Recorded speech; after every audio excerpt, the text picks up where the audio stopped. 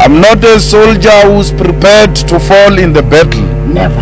I will die with my boots on. It doesn't matter who says what. I will die. Every revolutionary have a leader. And in this video, we're going to talk about one of them. People of Burkina Faso need to have someone such as a Thomas Sankara in order for them to be liberated. In Ghana, they need Mohamed Nkrumah in order for them to find their freedom. In Democratic Republic of Congo, they need Patrice Emery Lumumba in order for them to get rid of the Belgium. In Cuba, they need Fidel Castro in order for them to liberate themselves from the system of the West. Should I go on with the list? Because the list is too long. But in this video, we want to focus on one of the true Pan-Africans in our daily time. This man have managed to write his own history. He have managed to influence the whole generation. Like it or not, the history will always remember his name. Julius Malema is the significant public figure in this country. Let us talk about it. Guys, let us put aside our colors, let us put aside our political parties, let us put our hatred aside toward this man. We have all to agree and acknowledge that one thing that Julius Malema have done is to educate the entire generation. Yes, Julius Malema have educated an entire country, an entire nation. And he managed to do this all alone without the help from the Western or the open eye masters. Until to this day, there have not been anyone who had the courage to come and say that we have managed to finance EFF with Julius Malema. Guys, we are talking about the negotiation, Rupert and open eye masters. We are talking about a man who managed to bring the true significant meaning between political power and economic power. Yep, we are talking about a man who managed to explain the meaning between true freedom and economic freedom. And that man is Julius Malema. Julius Malema came in and he managed to package all these topics and convert it in a very simple way that each and every individuals, each and every young generation can get to understand of what had really happened to what's supposed to be the beneficiary of the South African citizen. Julius Malema tried to make it adjustable and understandable for those who did not go to school, for those who did not even have any idea of what had happened. We defeated that scandal of saying we are bought by London, because everything we are doing has got nothing to do with London. It has got everything to do with Africa and with Africans, because we exist for Africans. Comrades, they wanted to cause the fight in the EFF. They never won, they will never win. Why? We want the land. We are not here for any other Mickey Mouse arrangement. We want the land. Thanks to his powerful speech that he get to give in different platforms, the leader of EFF, Julius Malema, managed to make it even more easy for those who can't read to understand exactly what is the history of this country. In other words, Julius Malema managed to make Africans understand that they have not get their true freedom that they deserve. Julius Malema opened the eyes of every Africans for them to become their own liberators. Yes, Julius Malema managed to make South Africans and Africans to understand that they are being cheated all these years. Make them to realize that their rights has been violated, making them realizing that they are being used with their mineral resource. And all this is all thanks to the man called Julius Malema. So, what they're talking about now, this is not something new. This is something very, very, very old. Yes, you heard me correct. These are the things that did exist a long time ago. I can take you back more than 50 years ago. These are the same songs that people they were singing in this country. Kill a man, shoot to kill, Yamazan, kill the poor, the farmer. We need to talk about African tradition. It's called Ikwejo. And Ikwejo is not a statement. It's not a political statement. It's a chant. You use it to miss. For instance, Amakwengwe, when they are going over long distances, they would be doing this thing it's not a statement. You see, part of the problem with this is that somebody who comes from outside of that African culture interpreted it. And indeed, when you then write there, Peter Mukaba said, kill a boer, kill a farmer, he didn't. In the sense of a statement which represents policy. And it would not have been taken as a statement that represents policy. So there's no ANC policy which says kill a farmer, kill a boer and all that. But there would be a magwij of all sorts. You have a Zulu song, not quite a gwijo, but it's traditional songs.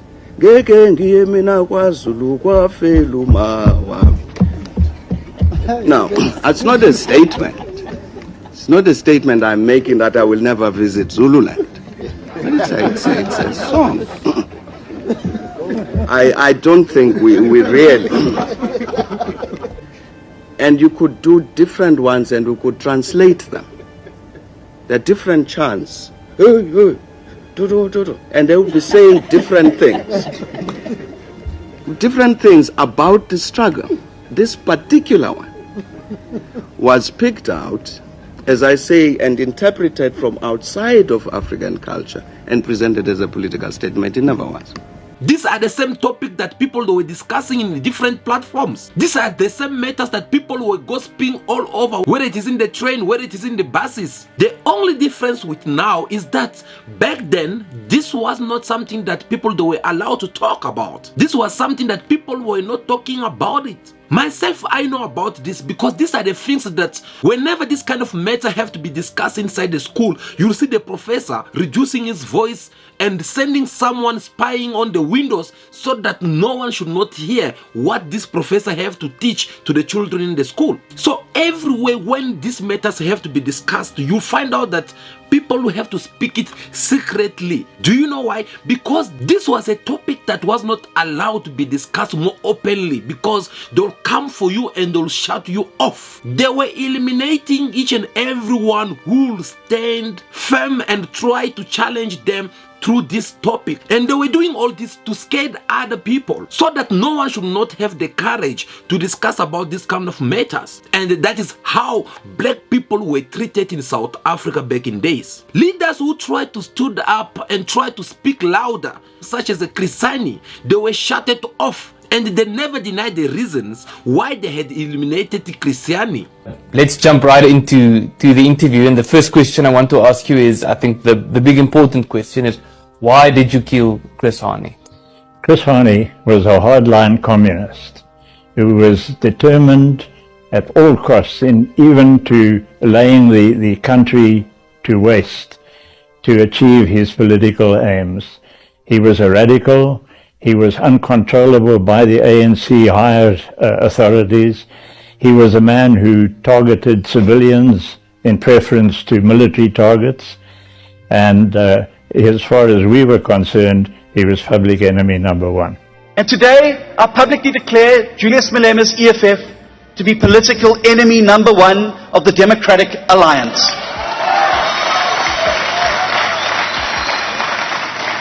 And I commit the DA to fight back against the EFF at every turn, with the ultimate aim of defeating the Doomsday Coalition that could seal South Africa's fate next year. So black people, black South Africans, were not allowed to speak about their land. They were not allowed to speak about their rights within their country. And whoever tried to open their mouth and speak about their land, this is how they were eliminated. So it was all about shut up. Don't talk about anything. You just have to listen to what we have to tell you.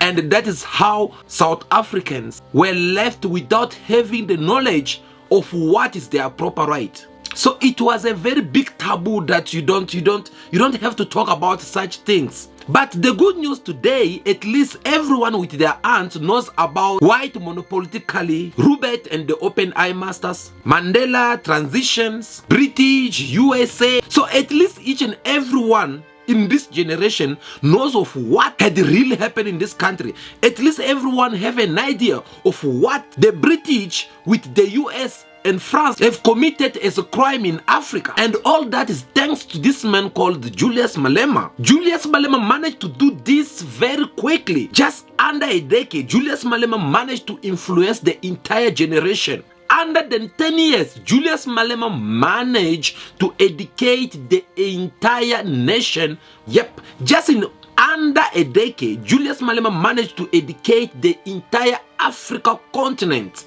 And it happened so sadly and so consistently. At first, I don't think people did understood what he was trying to do. But because of his consistency, did help everyone to understood what was the message of this man. That is what made him become even more different from other politicians, because I don't recall any other politicians in our days who can remain this firm in their words when it comes towards the West with their system of the open eye master that they get to impose on Africans. A lot of politicians out there, they'll speak for African people when they're still in the oppositions, when they don't have power. The moment they sit in power, they change. Some of them, they get to sell their soul before even they get the power. While they're still in the opposition, they start already changing their languages. And that is not the case of Julius Malema. Look, let me tell you something. I'm not having any political party colors. I'm not a politician. I'm not even interested to be one of them. But one thing we can't deny, one thing we have to agree, all of us, is what this men have done. Guys, influencing the whole generation is not something easy. Especially of this Ama 2000, who never been there when this history was written in 1994. This history was written before 1994. It's not easy for you to influence this kid. But this man came not only to influence the new generation, instead, he even educates those who were not taught the history. Guys, do you know how many old people who are still voting for the ANC, yet they still don't know the history of this country properly? All they know is about Mandela coming to liberate them. But they never know that they have what they call a land, but they don't know anything about the land. This old generation, they don't know much about the true economic freedom. They don't know much about them running their own economic. They don't know much about them running even their own business. Most of these people, they find it even more normal when they have to wake up each and every day in the morning to go to someone's house, for them to be a house helper, for them to be someone's gardeners. At least now every one of them is chanting on the streets about the land. Every one of them knows exactly what's supposed to be done long time ago, and yet it has not took place. And that is all thanks to Julius Malema. So guys, with that only, Julius Malema can even retire today. But the history of this beautiful continent called Africa, the history of this beautiful country called South Africa, it will recall his name and acknowledge that thanks to this man, at least South Africans have taken their true freedoms. Africa continent have managed to open their eyes and face the West. Perhaps you don't have any idea what impact does EFF leader Julius Malema have out there in Africa. Do you have any idea what will happen the day you will start visiting Africa continent? I will leave that for now. But let us now try to focus on what's been trending lately about what Julius Malema have sang and how he's calling people to kill the Boer. Is that really truth? Is that really the truth? Because we don't need to be misled by all these propagandas that we get to see around the world, where we have seen the Western. They try now to bring everything that they have in their power to influence this so-called song and try to make Julius Malema if like someone is calling for the hate speech. Do Julius Malema really hate white people that much, to the point of calling for people to go and start killing them? Because that is what CNN and BBC, they are trying to make it look like.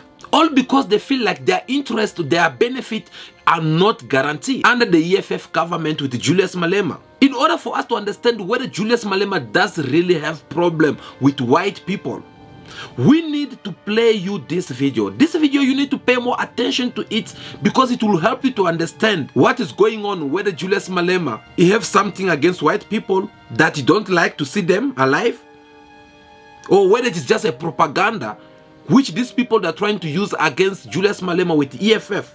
Have listened to this interview. This is the president of EFF, Julius Malema.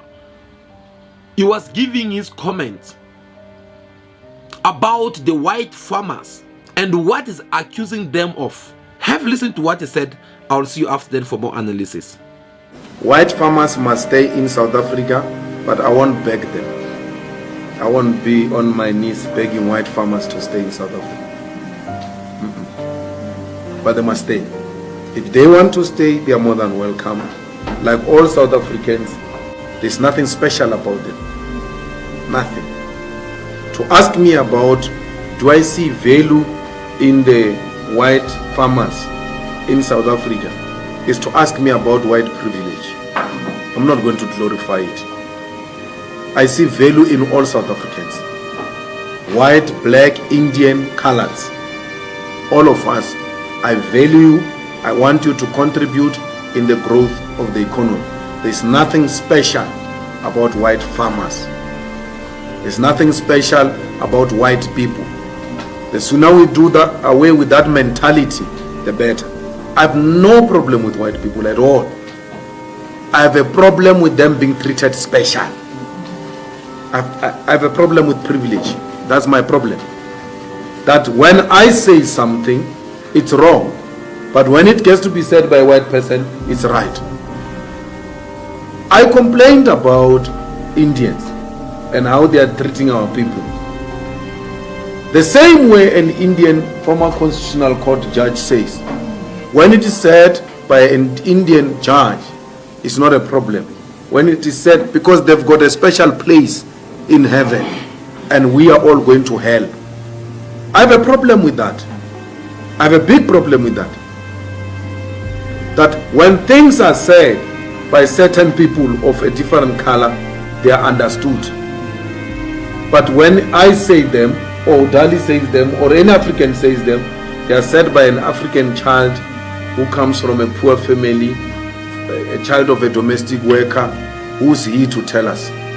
Can't be told by these people. So no one is going to destroy any white farm. No white person is going to be killed or beaten up under the EFF government. It will never happen. But they will have to come down from the high horse and be here with us. What makes the hostility is the inability of our fellow white South Africans to reach out. They don't reach out. They actually create an impression that we are actually owing them an apology. Not the other way around. We are the... I've never met a white person who says, let's preach reconciliation. They don't preach reconciliation. The victims are the ones who are preaching reconciliation. Victims. Because we are begging. I'm not Sir Ramaphosa, I don't beg them. I will never beg them. They are going to stay here if they agree to be equal to black people. And I can tell you, my brother, I hear your accent. South African whites, they don't fear war. They don't fear blood. They don't fear any land taken from them. They know it will never happen. They fear equality. That's the only thing they are scared of. That they are going to be equal to monkeys. That's the only thing they fear. They know this Malema, they've listened to my talks. They know even when they reported me to Human Rights Commission, there's nothing hate about what this guy is saying. They know that. My crime is to demand an equality. That's a crime I'm committing in this country. To demand that the white minorities must come down from their high horses and humble themselves and work with fellow South Africans. These Africans have got no problem with whites. Actually, they love them too much. Some of them hate me because they think I hate white people. Or, hey, this one, is going to make whites go this way. They hate me for that. That's how much they love white people.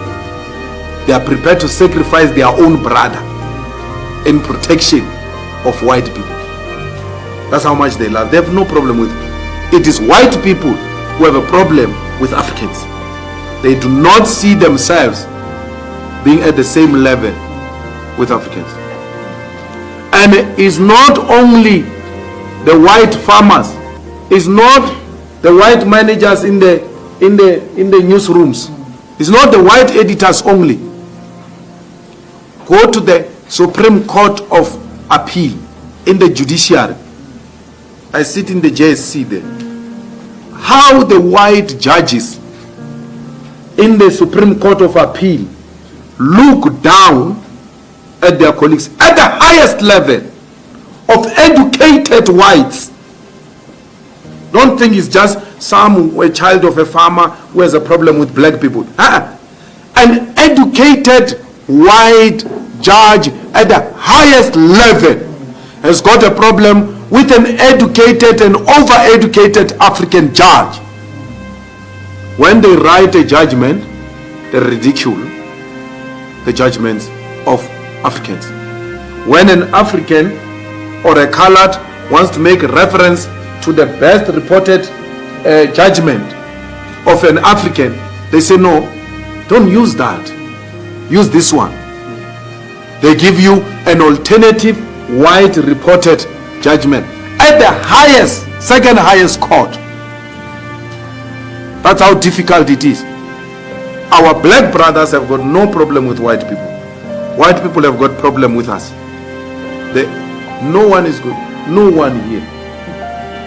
And some of us were even privileged because with the money we're getting in parliament, we have taken our children to private schools because there's no public school here in South Africa. Schools have collapsed.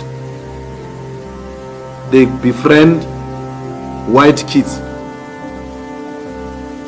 They bring them there in our houses. When we slaughter, we must start slaughtering with these friends of our kids. Do you think our children are going to allow that? We are building a completely new society where black and Africans are embracing one another. The problem is this old age. They have a big problem, those guys, because they know the privilege of apartheid. The young ones don't know the privilege of apartheid. They know the privilege of being called a madam and a boss, and then calling older women girls and older men boys. They know that privilege, and today is no more. That's what offended them. So I'm not going to beg them to stay here. I'm not begging anyone, especially white people. If they want to go, they can go. At least they've got somewhere to go. We don't have anywhere to go if things don't go right. If they want to stay in South Africa, they are more than welcome to stay. But one thing for sure, according to the president of EFF, Julius Malema, said it, make it even more clear that you will never gonna beg anyone to stay. Do you know why? Because there were this campaign, there were this kind of message which was circulating from the moment when Julius Malema started reclaiming the land. There were this propaganda which was going, saying that Julius Malema is trying to turn South Africa into another Zimbabwe, as Robert Mugabe did back in days. And therefore, if Julius Malema try to succeed with this, white South Africans will have to leave this country and they'll go somewhere else. And the man was very clear. I'm very interested when you talk about we and they. We're roughly the same age. I was 12 when Madiba was released from prison, and I was 14 when the election happened.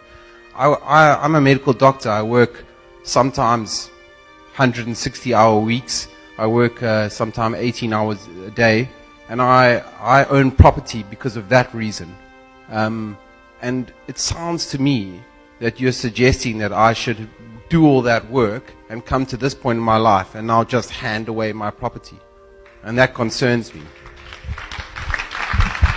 National case, if you are to stand up and say I went to school and I'm a medical doctor and the property I have is because I went to school and I bought it. But most of your people didn't buy any property, they inherited it. So it's an exceptional case. No, you can disagree, but the reality is that you are in possession of a land that was stolen from us. And we want it back without any apology. We want that land back, and we are going to work together. I can tell you now, whether you are in denial or not, the demand for the land is growing and people are becoming impatient. And we don't want Zimbabwe here. We don't want Zimbabwe in this country. It has to be done legally, procedurally, in a manner that is not going to put the country and the economy in a disaster. We have to talk about it. We have to say, how do we, in a proper manner, make sure that everyone benefit from this land? He have to come and say that, no, look, if you want to stay, stay. If you want to leave, leave. Since then, can you tell me how many of white South Africans have left this country? And for your own information, according to our understanding of things, according to our analysis, there is no way that these people will leave Africa. There is no way that these white people will leave South Africa. Do you know why? Because South Africa have what they need. Can you tell me what could be their life out there without Africa? Don't you see how France is fighting in Niger? Don't you see how France is fighting in Burkina Faso, in Mali, Chad, everywhere? All because they are losing control of all these countries. Africans have understood that this is no more the time they'll let France with the West to come and influence their leadership in Africa continent. And this message, as I said in part 1 of this video, Julius Malema had influenced the whole generation, and everyone that taking it, and everyone that applying his message, everyone that trying now to stand on their feet in order for them to liberate themselves from the open eye masters. So there is no way that these people will ever leave this country. There is no way that these people will let go of what they know already, that that's what has been benefiting. But there was something very important that Julius Malema raised through this interview. Because some people will think that no, Julius Malema don't like white people, which is not the case at all. Instead, the man tried to explain his problem, and his problem here is that everyone needs to be treated in the same way. Regardless of your color, India, Kalati, white, black, South Africans, everyone should be treated in the same way. Everyone should be respected in the same way. Everyone should be seen in the same way with the same value. Now, tell me, what did Julius Malema said bad or ask for these people to do? Because he simply asked for them to realize that we are all human beings and we should be treated in the same way as a human being. Why are you feeling uncomfortable of something which is very simple? Why do you have to believe that the true economic freedom, it only belongs to you and not to everyone? And you are doing all that because of their colors. So according to you, you find it normal for a black skin color to be sitting somewhere as a ShopRite cashier while you sitting somewhere in the office. According to you, it is more normal for someone to be your gardener while you can't be someone's gardener. According to you, you should be having a very high salary, though you don't work much, but someone who works more than you should be the one getting small salary. So you find it more normal when your children attend school, which you are spending a lot of money, and other people's children, they are sitting outside there without even going to school because their parents, they can't afford to pay for them. So it is normal for you to treat other people in the very low space while you consider yourself somewhere there. And these are the things that Julius Malema is complaining about. He called for these people to at least level up. Take yourself from where you are, try to reach other people who are still below you. If you want to remain there, then allow other people to come and join you. That is how life is supposed to be. And that is the reason why you see all these people going crazy, bringing up all these propagandas, because the men have trapped them here. Yep, Julius Malema have trapped them here. And that is the reason why you see like they're never gonna have something good to say about Julius Malema. So according to me, I believe if there is something that we need to fight, if there is someone that we need to stop from all this, I believe it's this kind of people who want to look at other people like they're nothing. Do you think that if today the white South African, if they stood and they said that, okay, fine, we are willing to sit down and negotiate, we are willing to do things in the right way, things that we're supposed to do before 1994, and we fail, let us sit down and have a proper closure about it. Do you think that tomorrow we'll have the same problem? Now, you sit there, yet you still believe that you're still living in the time of apartheid. Yet you still believe that this kind of business, this kind of tenders, this kind of this and that is only belongs to the white South Africans. And as for black South Africans, them, they deserve this kind of job. They deserve to be our gardeners. They deserve to be our house helpers. They deserve to be our babysitters. They deserve to be 1, 2, 3, 4. In my previous video, I asked a very simple question to all of you who always watch me time to time. Can you or have you ever come across any white South African working in the big shop such as a ShopRite, as a cashier? Have you seen a white South African being a house helper, like someone who cleans in another house of a black person, regardless of how many millions this black person have? Have you seen any white man being someone's garden because him is white and this one is black? So that is where we get to see who's telling the truth and who's lying. Because these are the facts that you can walk in the street of South Africa, you will see that what we are trying to tell you here, it is actually the truth. In 21st centuries, yet we still have some other people out there who are looking at other human beings as garbage. That have to stop. What South Africans need right now, it is the true economic freedom. And everyone who's willing to cooperate with them, everyone who wants to stand in their ways, I believe people of South Africa will be so happy to welcome this person and work with them together in order for them to fight against all this unemployment that we are getting to see time to time in this country. So standing on their way, that is when these things now start having a big impact, because I don't think there is any South Africans who just have to sit and not doing much about this. So Julius Malema is fighting a fight which does have a true meaning behind it, a fight which has a reason behind it that can get to motivate whether you are South Africans, whether you are just a simple Africans. They are all behind Julius Malema because they have understood that they have not really get that true freedom that they deserve to have, whether it is economically, whether it is through the lands, whether it is through what, they are not too sure about it. So they're still fighting until they get that true freedom. And they managed to have all this courage, all thanks to Julius Malema. So whether we like it or not, whether we like him or not, but these men have made a history, and the world have watched it out, and they are there, they have witnessed it, and the history will tell some days that there was a man called Julius Malema who did indeed manage to influence the whole generation, and things managed to change all thanks to what he was giving as his speech that managed to give these people courage to go ahead and fight and try to liberate themselves.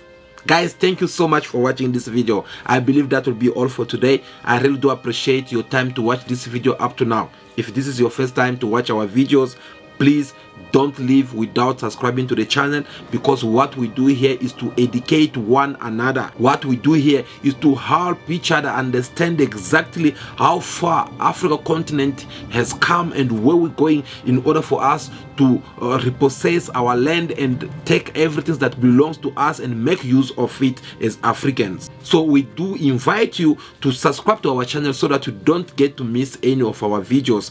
And Don't forget to give us also a thumbs up, because we really do appreciate. If you do have any question you want to ask us, or if you do have anything to say, please feel free to drop it down in the comment section, because that's where we get to engage with you time to time.